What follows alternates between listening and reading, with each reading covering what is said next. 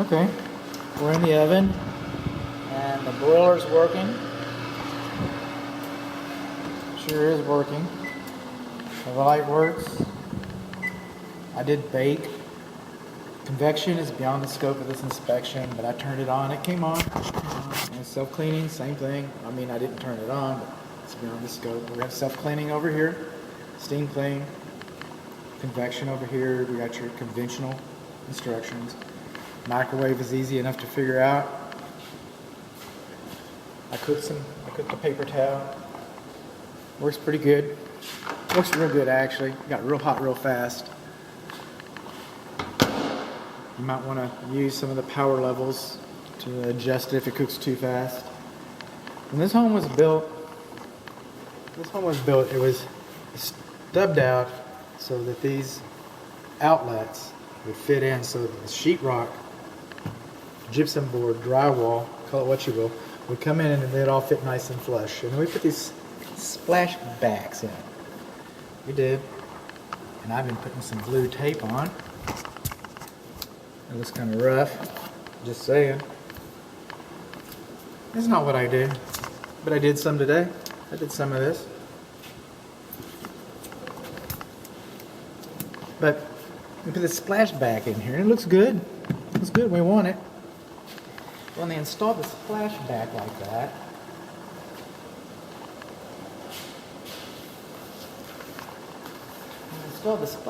like that, we extended the wall out. And when we extended the wall out, now that we made like this outlet, we made these gaps. Like these holes right here. And that compromises the fire blocking. So they sell these things called extenders, goof rings. I got a video from a lady that knows how to do this. And it's baked into the report. And they come in there and they cost about $2.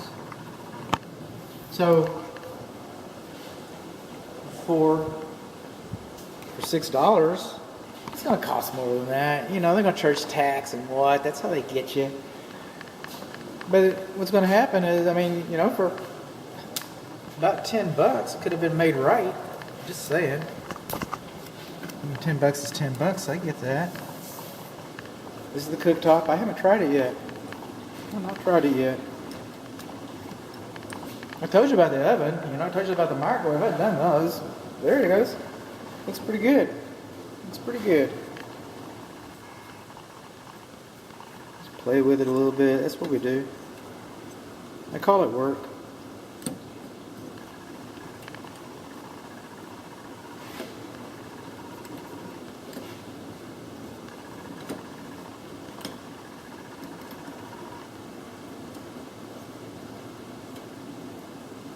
What I call it.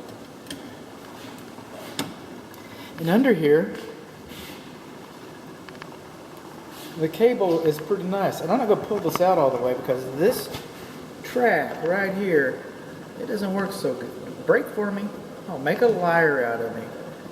I promise you. Come try this on your final walkthrough. Open and close this a few times. Open and close this a few times. See if that works for you. I got a whole video for this guy. A whole video. This is the wrong material. They're about to install this wrong. And we do not have a fire blocking plate. And watch the entire video. I'll go into it in a little more depth. And then later, you know, from your final walkthrough. Oh, no GFCI? Uh-oh. No GFCI in the kitchen? That's not right.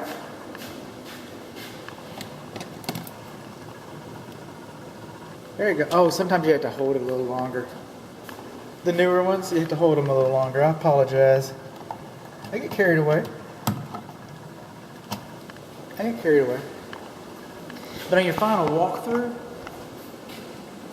look, these panels, all right?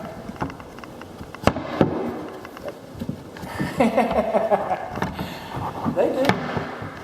Operator error. So these panels, they look nice and permanent. But on your final walkthrough, come through here, pull this panel off, and you can leave it off. The builder will put it back for you. He will. And take a picture and see if that's been installed, if there's a fire blocking plate. And then text me with it. And I'll tell you right up front, I'll say, whoa, they didn't do what I suggested. Recommended. I don't usually write prescriptions, but this is so simple and so basic, it even falls within the scope of a home inspection. Dishwasher's been running. I had a little trouble, honestly, I had a little trouble getting this guy ready. Getting him on. He was a little obstinate. It looked like somebody else had been having some trouble because there was a lot of water in the bottom of him. So it looked like he was being kind of cantankerous, I gotta say. Okay, this right here, this sink is supposed to cascade down like this. That's the way it's supposed to do. See this right here? This is a foul line. I know. You sound like you're from Irving. I am. How did you know? Does it talk like a hillbilly? I don't know. It's called a foul line. It's where all the bacteria and the germs hide and the viruses. It's where it all hides. Now, I've yet to have, and I really hate discounting my work, but I've yet to have a client call me up and say, hey, bud, we got that foul line taken care of. I don't have very good of a rear view mirror, but my clients has never called me about that. And I would never dissuade my clients from seeking perfection. So if you get something done about it, would you call me and let me know? But in the meantime, there's other things going on here. I don't know, and I'm not talking you out of it, but you know, you might just want to decide whether this is the hill, you know, that you want to die on. Is this where you want to place all your battle? You come along here. I know I got one here. There we go. We're underneath now. We're underneath the sink. And this sink, believe it or not, this sink comes with installation instructions. It's true. It comes with them. And they say that there's supposed to be clips installed underneath this countertop that hold the sink up. You drill into the countertop and you drill the sink and you hang the clips on. They're a booger to install, I'm telling you. I had to do it in my house and I wanted to give up. But they got this real ingenious way to do it. They just put these sticks underneath there. You don't need no clips when you got sticks. Just put some sticks under there and glue it up. Let's go to the beer store, Bruce. Okay, boss. That's how you do it. That's how you get around it. Now, underneath here, we have the plumbing that's going in here, and then we have a stub out. And since I wasn't here during the framing inspection and the pre-sheet wall inspection, I don't know what's behind this wall. But I imagine that there's a pattern. It's called pattern fittings. And that pattern fitting makes up for the fact that you can't have a vent because we don't have any walls. No vent pipe to equalize the pressure so all the waste goes down. Now, they sell these things called air admittance valves that you might be able to install. But that's just an assumption because all I see is that stubbed out pipe. That's all I see. And it would be reasonable to assume that they wouldn't go through that much trouble without doing it right. But that's an assumption. That's an assumption. So, the dishwasher has an anti-siphon loop for the drain. That's a good thing. But in this cabinet, these blue tapes, those are screws. I tried to put my sticker down here and I cut myself. I bled. These things are sharp. They are. And the cabinet's kind of boogered up in there. See that? This is 1/3 horsepower garbage disposal. So you can have a switch. You can have a switch underneath here. It's out of sight. Out of sight, man. So you're up here, you could drop your wedding ring down in here, be fishing it out, and somebody could turn it off because it's out of sight. That's a horrible thing to say. So code says that, you know, it should be within sight. But what supersedes code besides the jurisdiction having authority, the local code inspector? What supersedes the code? The manufacturer's installation instruction. Where's that water come from?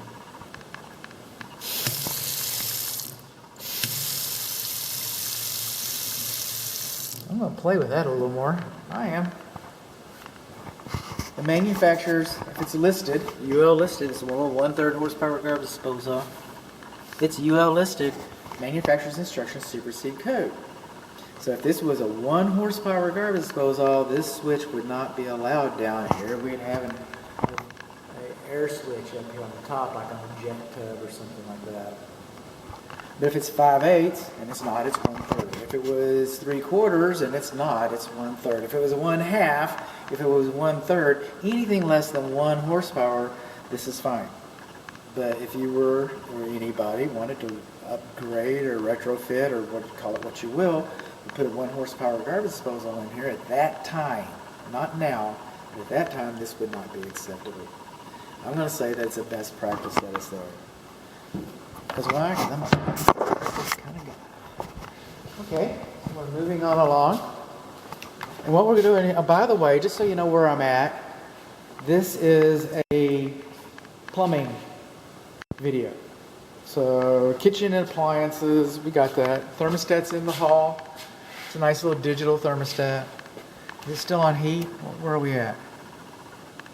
Yeah, it's supposed to be hot. I'm going to check this in a little bit. This is the half bath. Now this half bath, by the way, that's the fan. This half bath, it does not have a vent fan, but it does not have. Bye. Does not have a fresh air vent, and it's not required. Fresh air vents are not required in bathrooms. GFCI works. That's your home inspector. I do not have my mask. I do not have my mask in because when I got here, it's vacant. It's completely vacant. And I opened every window that could be opened. I did open, and I turned the fans on. All the bathroom fans have turned on. I turned on the air conditioning system to run all the air through it, the fresh air through it. I did all that. And I'm not expecting anybody. If anybody shows up,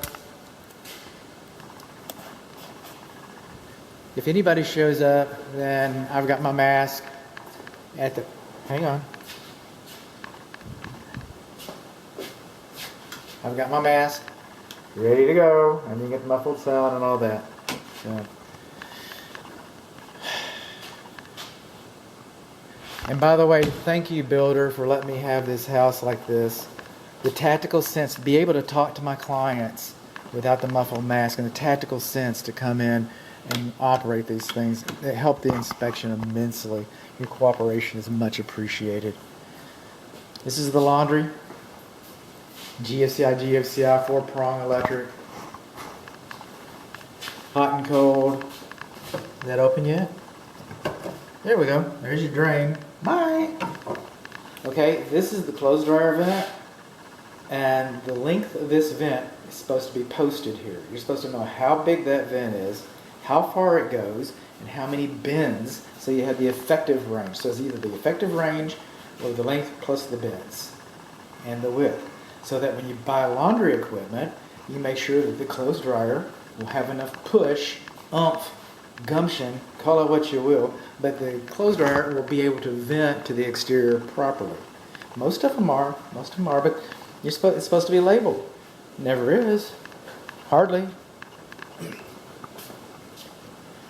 I'm calling this, well, I've been calling it the mother-in-law suite. Guest quarters, service quarters. I like guest quarters. Even if it's your mother-in-law, she's your guest, right? So, coming in here. Now, this bathroom does not have a mirror in the guest quarters. Okay, and you do not have a vanity mirror. But that's not, and I haven't, and I will, but I'm going to run the water. I haven't done these yet. No time like the present. But no, I don't want to run it now. I shouldn't have flushed that. What I wanted you to hear is this fan.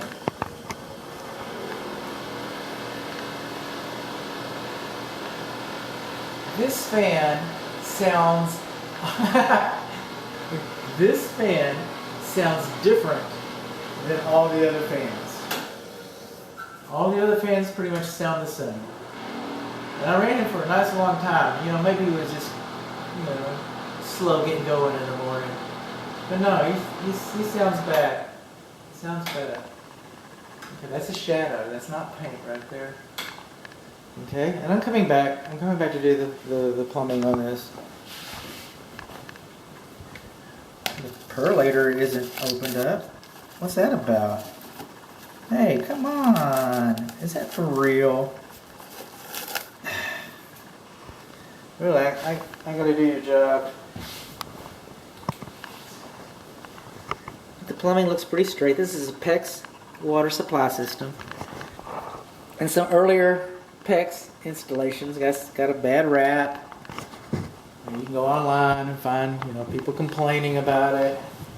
But those were brass connectors. That was years ago, several years ago, and it's just not the case right now. We got some fit and finish around here, and finish around that. So, and if I got a problem with the plumbing that I haven't found already, it shows itself. It'll be on the report. It might even be on the other interior. So when I finish this video, I'm gonna go through here and do the plumbing real quick. I was just so anxious to get the kitchen done. I was so anxious to be there that I guess I got a little ahead of myself. I do that. GFCI protected. Oh, same thing with this one. I'm gonna have to run some water in here too, right? I'll come back and get that. Shower. I understand one of these shower doors is new. The installation is new. Probably. Do not turn water on to 10.3. Okay, it's 10.3. This is the new one. I'll tell you what though, I might be able to run some water in here, and I will. That's what I'm here for. And I also want to measure this. It seems kind of narrow to my hips. Seems kind of narrow. I'll have to measure that. But look at the baseboard back here. Look how the wall's bowing in. Is that crazy or what? Not so good. Seems like I could have done something better than that. And we're going to finish up with a master. And then it's going to leave the rest of the exterior. Did I do the fireplace? I think I did the fireplace. I think I did. I'll do it in the other video. Might be twice. Right here in the master. Oh, that perlator's done alright. Perlator's done alright. See, but this is what I came in for. Two things. One, a picture can't capture this. It's something you just got to see for yourself. This bathtub is just rocking and a rolling. Don't get too much of a wave going on here. It'll breach the spillway. I think that could be secured a little better. I'm just saying. And we got broken tile. What's all that about? There we go. Another shower. I got tape holding it together. Is that what that is? What's that about? Is it gonna hold? Has it been glued? What are we doing here? Looks like there's been glue in there. Okay, I guess it's just holding it for a while. Do not turn on the water to 10:30. So both of these, that's what's happening. They glued it and it was just waiting for it to dry. Okay, nothing gets past me eventually. So when they came in here and they installed this and they broke up all the tile, is that what happened? Good show. Now this bathroom has a vent fan. Listen to this one. This sounds so much better. They all sound better.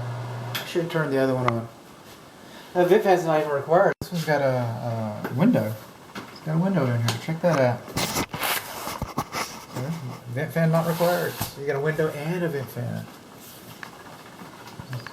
Double action duty in this room.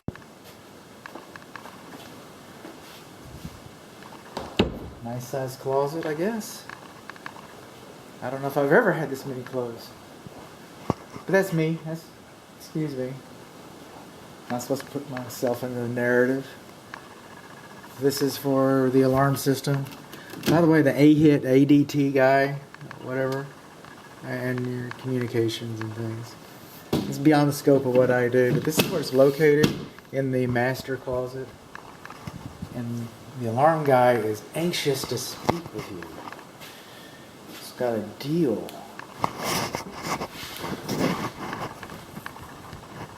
One time only.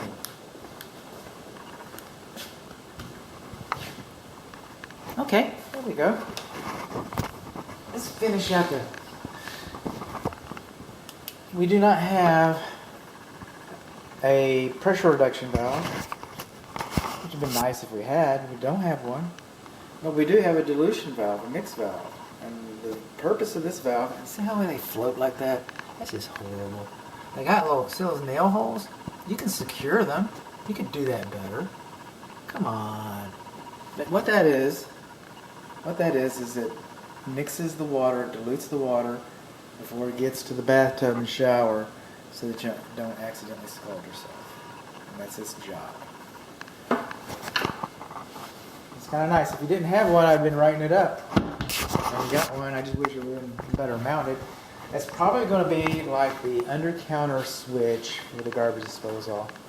Again, not wanting to discount my work. But that's probably what it's going to be like.